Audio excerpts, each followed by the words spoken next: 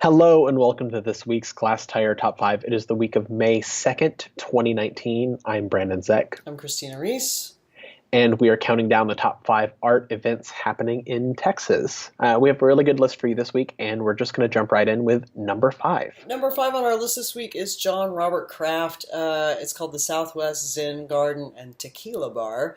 This is up at CASP, the Charles Adams Studio Project in Lubbock. And the residents, in this case Eric Simpson, he's been curating a series of shows in his own space that deal with water. And agriculture. John Robert Kraft is from the Panhandle. He's done this Japanese Zen garden. It's a formal rock garden. I've seen it. And then he's set up some of his own sculptures as kind of the stumps to sit on. And then people sign up during First Friday Art Trail. So it's happening again the first week of May and the first week of June. They sign up and then they come and sit with him. He pours them tequila like it's a tea ceremony. And then they discuss water issues and agriculture. Which is a pretty serious issue, especially up in the Panhandle with irrigation and the dry climate. So, as far as I know, it worked beautifully the first Friday that they did it, and they're looking forward to the other installments of it. Number four on our list this week is at the Dallas Museum of Art. It is Berthe Morisot, the woman impressionist painter, seminal impressionist painter. So this exhibition, it's like about 60 works. It's focusing on her treatment of the figure in the pieces. This is just really nice. I mean, we pick impressionist shows, I feel like, pretty frequently because museums put them on pretty frequently.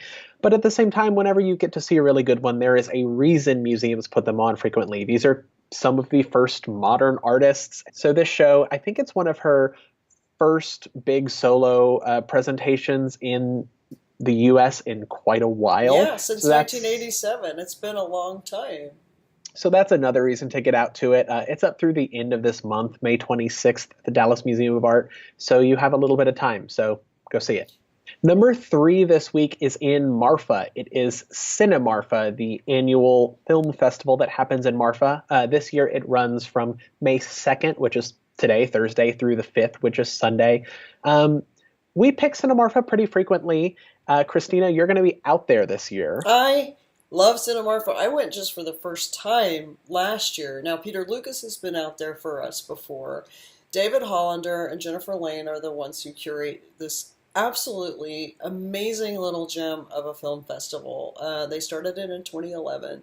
It's so smart. Their picks are so incredible. I was so impressed. And you know what? It's all free. And this year, the theme, there's very loose themes. And last year, it was kind of about the landscape and our relationship to landscape and then the environment. This year, it's just the theme is experience.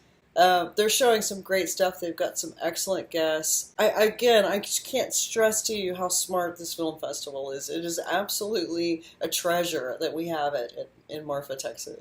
Well, and this year also, it looks like it ends with a film called The Trip, which is written and directed by Eileen Miles, who's a past Glasstire off-road speaker. So make sure and I know you'll catch that on Sunday, but if anyone else is going out to this, make sure and catch that at the end of the day, Sunday. Number two this week is Here Ahora, Houston Latinx queer artists under 30. So we ran an interview with the curator of this show, Reas Ramirez, and an artist in this show, Mo Penders, recently on Glasstire. We'll link to that in this top five post. This is a show that the description of the show is really in its title. It's Houston Latinx Queer Artists Under 30. It's at Art League Houston. It runs through May 4th. And actually tonight, Thursday night, there is a reading from 7:30 to 9 p.m. Reas Ramirez, when they put the show together, wanted there to be dialogue between writers that he knew and between artists that were participating in this. So that's a really nice kind of additional program, and also getting writers connected to artists is always a good thing because it's really a symbiotic relationship, as we know from working with so many different writers and writers who are artists. There are 7 artists in the show. It's up through May 4th. You still have a little bit of time if you have not seen it yet. So number one on our list this week is at the Art Museum of Southeast Texas in Beaumont. It's 2 solo shows. It's Jules Buck-Jones and Zhu Choi. And she is based in Houston. Jules is, of course, based in Austin.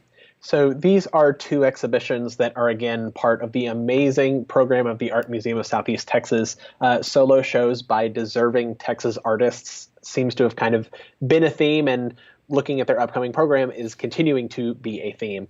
Jules Buck-Jones and Ju Young both have kind of all-over installations. Jules has a big fossil that he made for a project in Austin. It also made an appearance in Galveston. Now it's suspended from the gallery, along with this forest-like habitat of animals and drawings woven together. And then Ju Young's portion of the show is exactly what you would think if you've ever seen her work before.